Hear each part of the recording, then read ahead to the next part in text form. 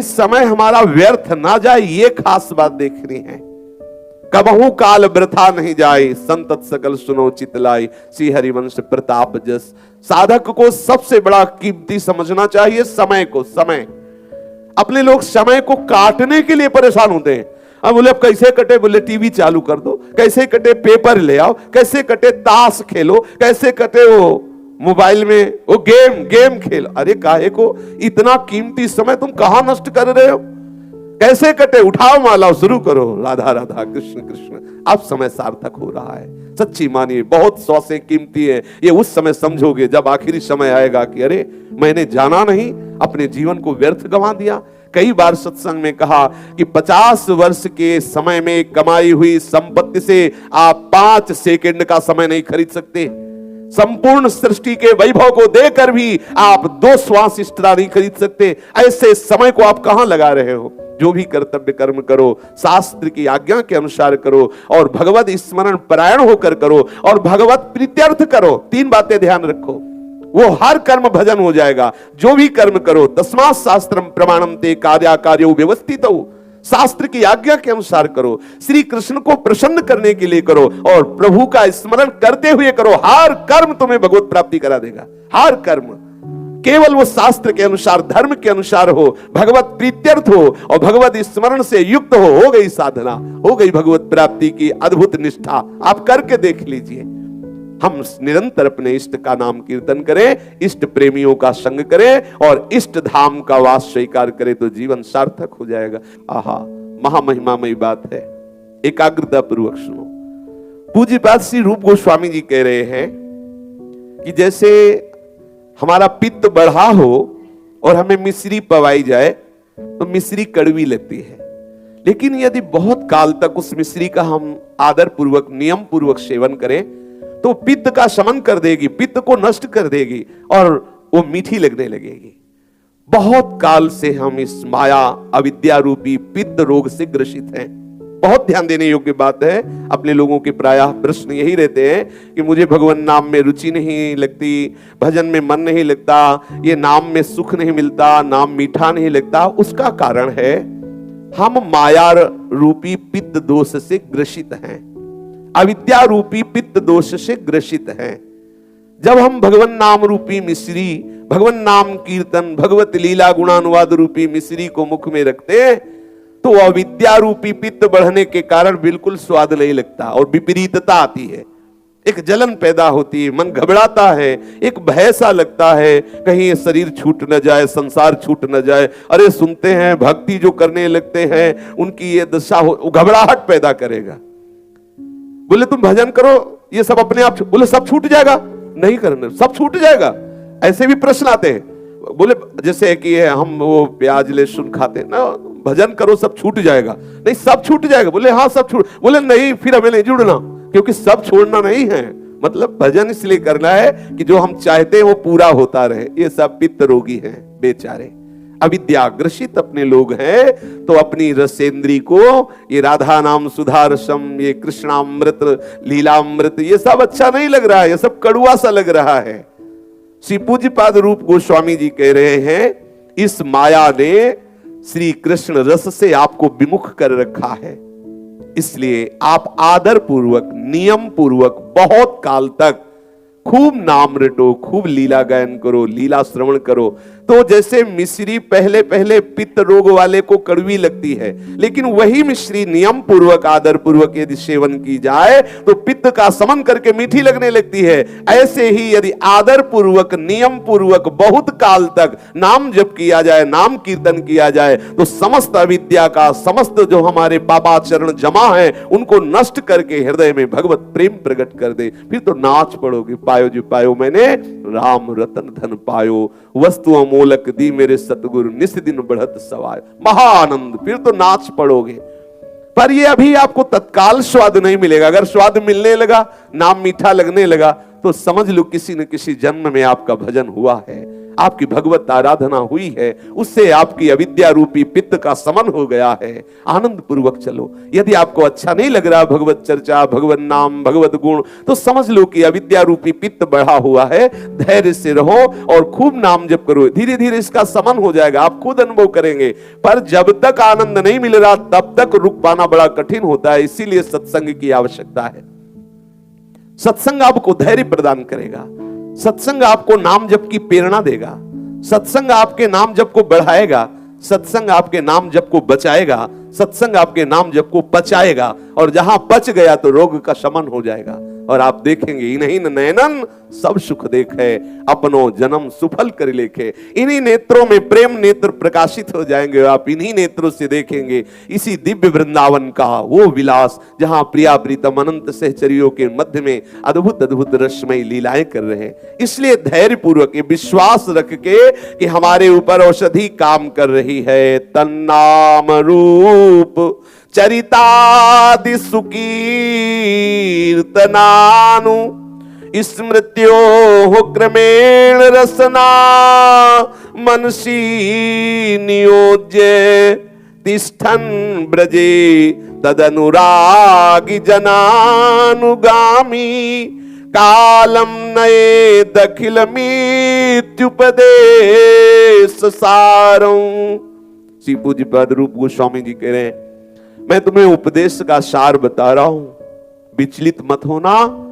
तुम्हारी अविद्या रूपी ये पित्त बढ़ा हुआ है, इसलिए तुम्हें मीठा नहीं लग रहा है। खूब नाम जप करो, तन नाम रूप चरितादि सुकीर्तनानु। खूब प्रभु के नाम का कीर्तन करो। उनके रूप रस में डूबे हुए महापुरुषों ने जो पद की रचनाएं की है, महापुरुषों ने जो लीला गायन किया है, खूब उच्च स्वर से। भले आपकी समझ में नहीं आ रहा, आपको कोई सुख नहीं मिल रहा, यदि आपकी समझ में नहीं आ रहा, आपको सुख नहीं मिल रहा, तो आप ऐसा ना समझे कि आपका लीला गायन व्यर्थ जा रहा है। जैसे किसी को सांप काटे हो तो मंत्र झाड़ने वाला आता है, वो मंत्र बोलता है, छू बोलता है, लेकिन ना तो किसी की समझ में आता है किसका अर्थ क्या है, ना समझ में आ रहा है ये बोल क्या रहा है, गड़बड़ गड़बड़ कुछ बोलता रहता है। लेकिन सामने वाले का विष उतरता है, विष उतरता है। वो जैसे ही छू बोलता है, लहर आती है, उसका विष उतरता है। एक साधारण मंत्रों में इतनी सामर्थ्य है, फिर ये तो महामहिमा में भगवत रूप गुण से भरे हुए पद हैं। आप इनका गायन कर रहे हैं, आपको बिल्कुल समझ में नहीं आ रहा, लेकिन आपका विष उतर रहा है। आपका जन्म जन्मांतर का जो विष है वो उतर रहा है। जिस दिन ये लहर आना बंद हुई विषयों की, उसी दिन देखोगे कि इसका क्या प्रभाव पड़ा हमारे ऊपर। अभी प्रभाव नहीं पड़ रहा, पैसा मत मानना, वर्तमान में भी प्रभाव पड़ रहा है, लेकिन आपका विष उतर रहा है। इसलिए धैर्य पूर्वक, भले समझ में ना आवे, भले आनंद ना आवे, भले सुख ना आवे, आप बिल्कुल सावधान रहें। पर इसमें सावधानी विशेष ये है कि यदि भजन रहित पुरुषों का संग कर लोगे तो फिर गड़बड़ हो जाएगा, आपकी अनुभूति में वो डाल देंगे। देखा कितने दिन भजन, कितने पाठ किए, कितने बार वृंदावन, कुछ मिला, हाथ लगा, वो आपकी समझ में आने लगेगा, मन समझाने लगा, हाँ हाथ तो नहीं लगा, काहे को परेशान होते हो, अरे कमाओ खाओ, ये तो सब बाबाजी लोग हैं जिनके कुछ काम धंधा नहीं है, बड़बड़ बड़बड़ बोले, इधर उधर से रुपया पैसा लिए, खूब हराम का खाते, तुम इनकी चक्कर में मत पड़ो। ये है, यही है उपदेश। अगर ऐसे लोगों का संग किया तो बिल्कुल समझ लीजिए कि आपकी भक्ति बाधित हो जाएगी। इसलिए भगवान श्री राम कहते, बरु भर बास नरक करता था, दुष्ट संग जनि देहि विधाता। भले नरक में बास मिल जाए, लेकिन ऐसे दुष्टों का संग न मिले जो हमारी भक्ति को छीण कर दे, जो हमारे अंदर नास्तिकता पैदा कर दे। निरंतर नाम रटने का अभ्यास करो, प्रभु की रूप गुण लीलाओं का गायन करो, संकीर्तन करो, अपनी रचना से इनके रूप गुण का गायन करो, नाम का गायन करो, मन से भी उसका चिंतन करो। जो प्रभु से, हमारे आराध्य देव से, श्री श्यामा श्याम से अलग हट करके मन चिंतन करता है, उसका निषेध करो। उसके निषेध की वृत्ति यही है कि आप उससे उदासीन हो जाओ, उसकी बात सुनो मत, ना उससे द्वेष करो, ना राग करो, अपने आप खत्म हो जाएगा। ये बहुत सरल सूत्र है। जब मन आपका प्रभु से बिलग हटकर चिंतन करा रहा हो, तो ये समझ वही सकता है जो अंतर्मुखी साधक है। बहिर्मुखी तो समझ ही नहीं पाएगा, कहां से कहां पहुंचा देगा मन। अंतर्मुखी साधक तत्काल पकड़ता, गया जे भी गया, तो उससे उदासीन हो जाओ, ना उससे राग करो, ना द्वेष करो, वृत्ति एकदम प्रवाह की तरह चली जाएगी और आप अपनी फिर स्थिति में आ जाएंगे। पर इसके अंदर एक धैर्य शक्ति के द्वारा जो मंथन क्रिया होती है, उसको सह सकता है, नहीं तो नहीं सह पाएगा। किसी भी विषय में जब मन जाता है तो वो मन मंथन करता है, हमारे हृदय में वो हलचल पैदा कर देता है। अगर धैर्यवान हो तो फिर आप सह जाएंगे, और सह गए तो फिर वो नष्ट हो जाएगा। जो मंथन किया जिस वृत्ति से, वो वृत्ति धीरे धीरे नष्ट हो जाएगी। इसलिए मात्रा स्पर्शास्तु कौन्तेय शीतोष्ण सुख दुखदा आगमा पाइनो अनित्यास्तास्ति तिक्षस्व भारत। इनको सह जाओ। ये अनुकूलता प्रतिकूलता, ये शीत उष्णता, ये जितने भी द्वंद्व है, इनको सहने से ये विजय को प्राप्त हो जाता है। उपासक वो परम अमृत तत्व का बोध प्राप्त कर लेता है। इसीलिए पूज्यपाद श्री रूप गोस्वामी जी आदेश कर रहे हैं कि जहां जहां विषयों में आपका मन जाए उससे उदासीन हो जाओ, या वहां से हटा करके अपने आराध्य देव के नाम रूप लीला गुण में लगाओ। जहां गया फिर हटाओ उसको, या जहां जहां जाए वहीं भगवत भावना करो, मेरे प्रभु इस रूप में विराजमान है, तुरंत उसका विकार खत्म हो जाएगा। या तो जहां जहां जाए उससे उदासीन हो जाओ, या जहां जहां जाए वहां भगवत भावना करो, या जहां जहां जाए वहां से हटाकर अपने आराध्य देव में लगाओ। और इसकी सामर्थ्य कैसे प्राप्त होगी? तो बोले तदनुराग जनानुगामी।